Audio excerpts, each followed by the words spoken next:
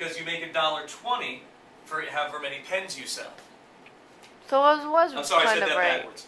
So, but anyway, but I had the math correct. So you make $1, multiply $1 times however many pens you sell, multiply $1.20 by however many pencils you sell, and that's your profit. Are we doing revenue or no?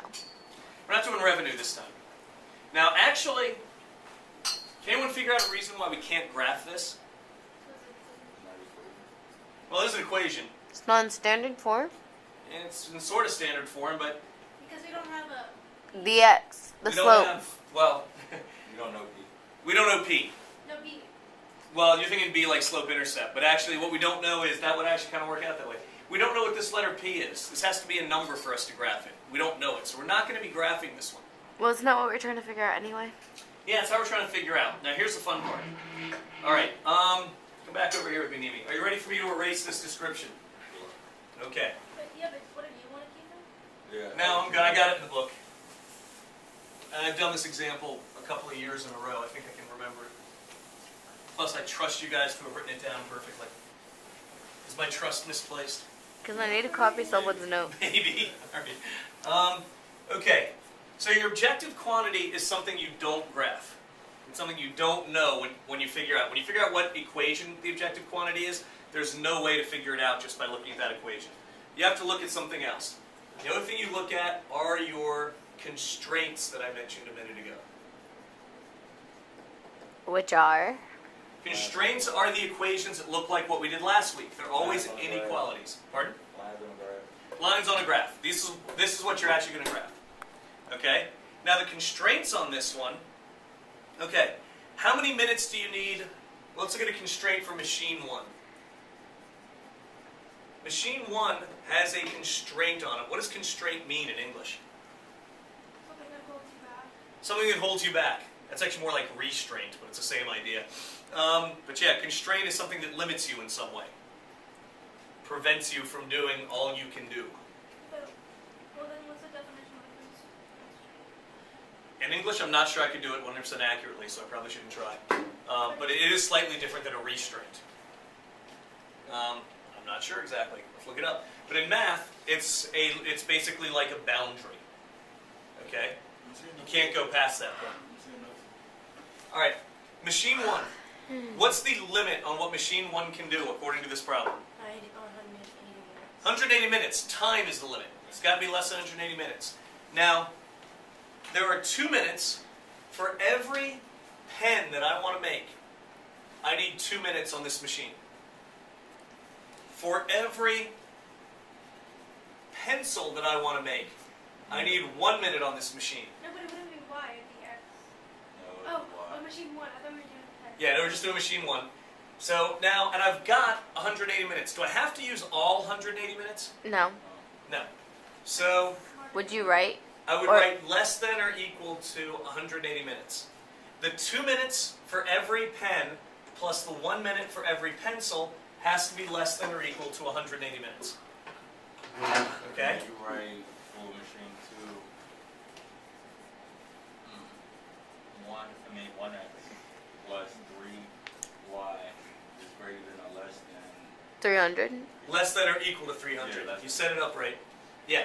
I would say 1x plus 3y is less than or equal to 300. The number of minutes on machine 1, the 1 minute for each pen on machine 1 plus the 3 minutes for each pencil on machine 2, can't go over 300. It can be less than 300. I don't have to use all those minutes. Might be smart to, might not. Okay, you have to think about some common sense constraints. I hate the term common sense. I actually do. I don't believe common sense exists. Not that I think everyone's that dumb that no one has it. Then why do you state it? I know, I just realized I cut myself as I said it. Common sense is contextual knowledge. It's how much you know about the situation you're in. Some people like Nimi has more common sense than any of the rest of us in a gymnastics club. I do? Oh. You do. I thought you meant it's... in general, maybe not, but... Oh, gee, anyway, thanks. I feel special. Now, here's my quick thought, though. Can you make negative pens or pencils? No? No. Can you choose to make 0 pens or pencils? Yes. Yeah, you could. Seemed kind of pointless. You're in the pen and pencil manufacturing business. But, so you need 2 more constraints. Every one of these problems, almost, is going to have some kind of constraint you're going to have to reason to. You're going to have to put yourself in the mindset of a manufacturer and realize... Would you put like x is less than or equal to something, and then y is less than or equal to something?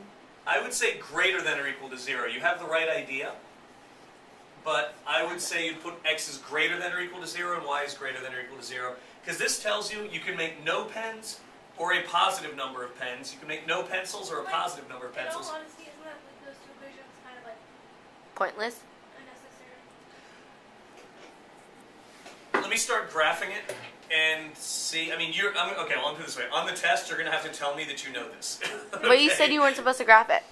No, you're not supposed to graph the objective quantity. You are supposed to graph the constraints. Okay. We're going to graph these now. But I mean, like, I grabbed it in the Now I'm doing the board.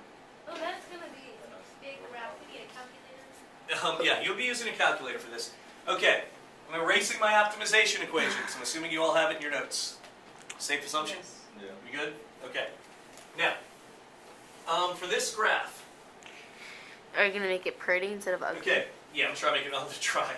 The most important thing about these two equations, Jordan, is actually on the graph, not that you list them, but I will take a tiny, tiny bit off if you don't list them.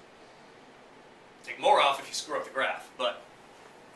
Okay, so because x and y are positive, I only need one quadrant in my graph. All I need Because it's only is in the quadrant positives. 1. Now, I can't promise all of the lines will have nice, clean intercepts, but this one seems okay. I would go ahead and use the intercept method for graphing. And remember, you start by graphing them as lines, not inequalities.